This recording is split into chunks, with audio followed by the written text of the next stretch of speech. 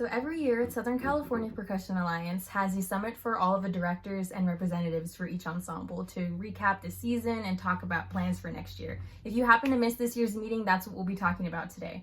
My name's Alexis, and this is REXRAEVISION.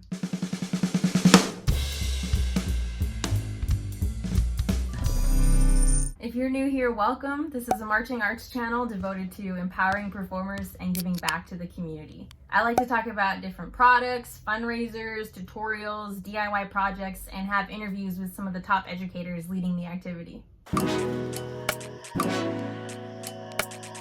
So some of you are probably wondering, what is the purpose of the summit?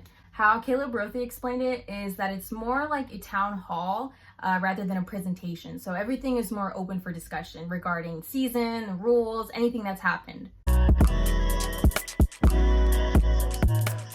The first thing that we talked about was the financial outlook for the organization. Is Scpa bankrupt? No. So a few years ago, the board of directors decided to come up with a contingency fund. So by no means are we rich, but we are prepared and still able to function. For the most part, a lot of the budget comes from ticket sales for the championships event, and without that, we did take a big cut. But thank God for the amazing board of directors that we have that prepared us for this rainy day. The next thing that we talked about was the addition of Jim Wunderlich to the board of directors. If you don't know who Jim Wunderlich is, that's sad. Comment below and I'm sure someone will tell you all of the groups and ensembles that Jim has been involved with. Then we talked about the finals venue for next year and what they have planned, but I'm not gonna say anything because I don't know, I'd rather have Scpa tell you guys where that's at. So for next year's season, they're going to be pushing back registration dates just a little bit later. Obviously, the rest of the season outlook is up in the air because it will most likely be a case-by-case basis depending on the schools hosting and their school districts, whether or not they will be allowed to have big events. But as of right now, Scpa is planning on keeping all of their shows and dates that they have scheduled.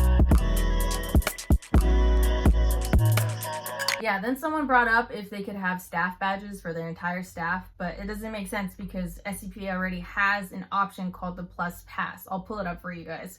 It says here, Plus Passes will be available as an add-on during initial registration. A Plus Pass provides your ensemble with 5 additional staff wristbands for each performance of the season. The cost of a Plus Pass is $50 per regular season show and $225 for championships. A Plus Pass cannot be added or purchased after registration is complete. So, yep.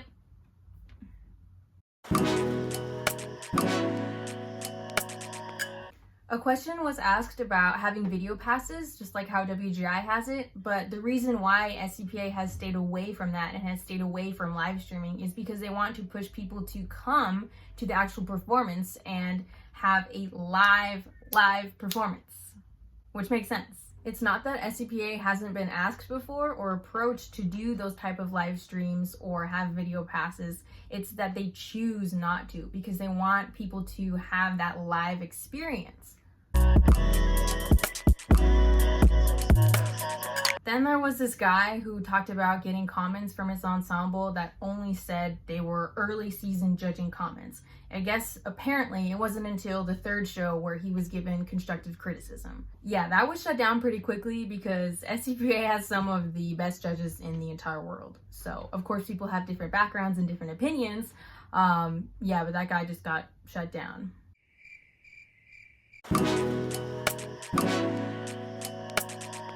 So by far the best thing that you can do is go to critique. When you have that in-person communication with the judge, then they can explain every single comment to you and what it means. Also, Scpa has an insanely thorough protocol when it comes to bad judges. They collect feedback from instructors, and if they ever have a bad judge, they're not coming back.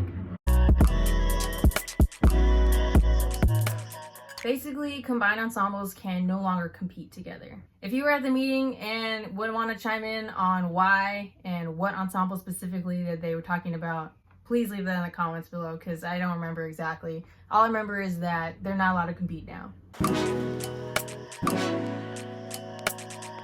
Obviously, they're going to be doing everything that they can to protect everyone, so you can sign up for their newsletter if you want updates.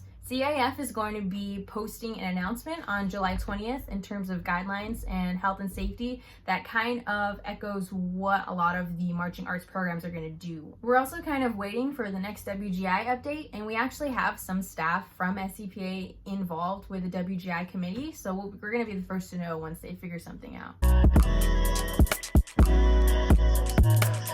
There's currently no rule against it, but there definitely should be communication. I'd have to say it's a case-by-case basis because me personally, I marched Gold and Blue Nights while I was still in high school, and I gained so much from those 2 summers.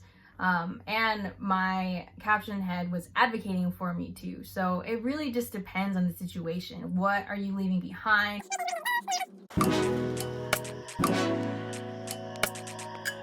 My favorite part of the entire meeting was Mike Jackson was about to chime in on something and he was muted or something and his sound wasn't working. But people started commenting like, oh, his sound is just too good. Like his sound is out of this world. It's 6G connection because he's just so good. And I was busting up laughing because of that. Anyway, that's the end of the video. Don't forget to check out the show notes below, and if you'd like to win a pair of Ike Jackson drumsticks, shout out to Innovative Percussion, head over to our Instagram page for how to enter. Please like, comment, subscribe, and I will see you guys next time. Bye!